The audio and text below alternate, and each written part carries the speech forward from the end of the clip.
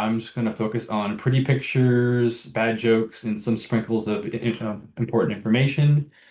Before I do that, I do want to frame this out and say, like, we know this is a specific marsh, and we're going to gain some specific knowledge on this and advantage as we do a restoration plan for here. But there's some general best practices I think we all can learn from, very similar to a patient. You need a specialized health plan from the doctor, but there are some general practices that all patients at all marshes should probably adhere to. With that, here's some background.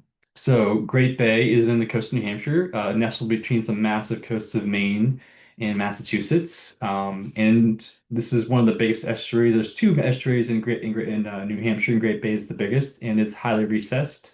Here's a salt marsh layer that shows the salt marsh distribution along Great Bay and the coast, and it is recessed by over 10 miles. And the part we're going to be talking about is in the southwest corner of Great Bay, where there is a lot more marsh than the other parts of Great Bay, which are more rocky intertidal.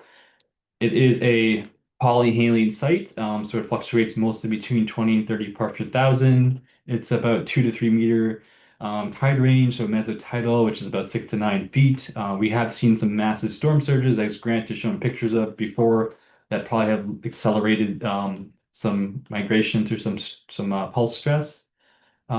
Just some more background. Grant did cover this, but it's been a couple hours. Our low marsh is dominated by Spartina altiiflora. Our high marsh is dominated by Spartina patens, Disticulus, Juncus, and a bunch of forbs as well. There are some ubiquitous features in this marsh that are the same in New England.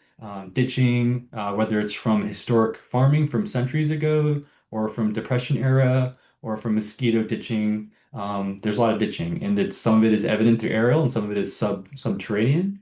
There are megapools, there are tide restrictions, there are Phragmites and Typha.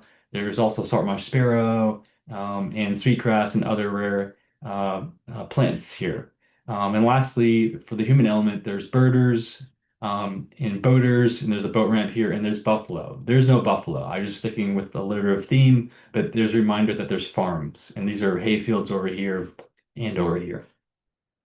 Um, so I want to do a quick field tour here. So one of the things I did want to point out for people that live south of New Hampshire, all the way down to Florida, is there's ice. And sometimes there's lots of ice. And this year was particularly high ice here. This is not the site, but this is pretty close to it. And this just goes up and down by 6 to 9 feet twice a day. And so that can have some destructive forces where it can rip out marsh, bring it out into the bay, or bring it into the interior and raft some islands. And so it's a dynamic ecosystem.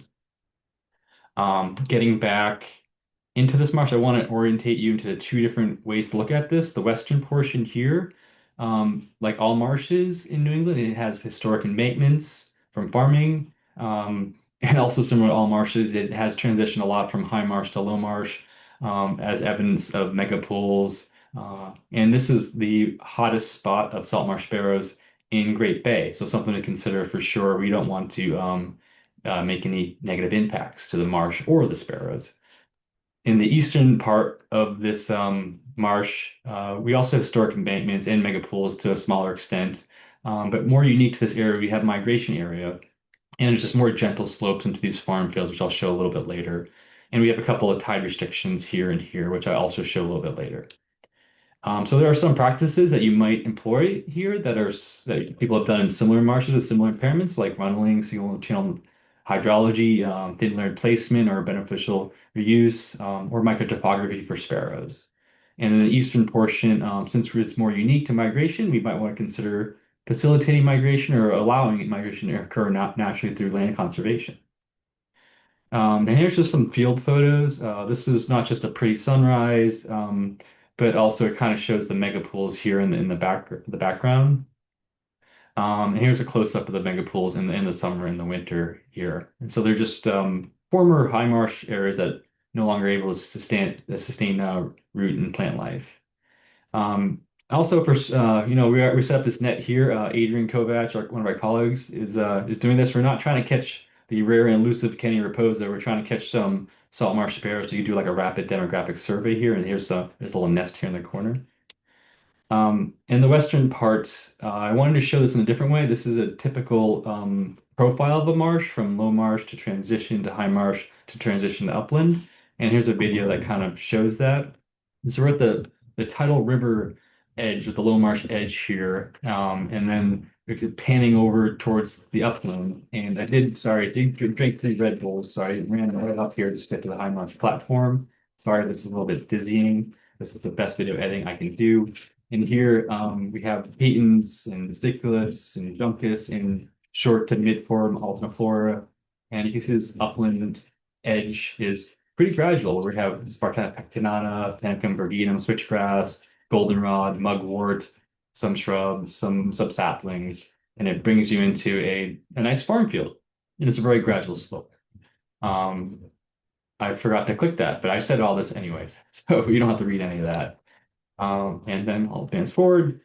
And so we have gradual slope, which I showed. We have a medium slope here, and then we have a more steeper slope. But above all these slopes, common is a agricultural flat field that's tilled with good soil. So it does present some opportunities for migration. And next, I wanted to do a geospatial tour. So I'm going to jump out of this hopefully seamlessly. Let me know, Corey, or anyone else, if we're in a spatial viewer or not. That would be great. I can't see people, so maybe an audio cue would be awesome. It looks like you are. Great. So Mm-hmm. this is just the same site, so I'm just panning around. People should be able to see me move. Just to orientate you, here's the existing marsh layer. Again, this is the western side, this is the eastern side I was talking about. I'm going to click this on and off here. So if I zoom in a little bit, you can kind of see the megapool features. You can see ditch features outside the megapools and within the megapools. And curious enough, you can see, an agricultural field that has a similar linear features as the marsh does from because, before in time they'd had some agricultural practices there. Uh, I did want to also point out that we do have mapped out the migration space with 1.5 meter LiDAR, and that's this orange layer here. So the green layer again is existing salt marsh. This orange layer is potential migration space. So you can see, I'll toggle this on and off here. You can see a lot of this farm field and even some of this forest area, low-lying forest, is in the migration modeling area.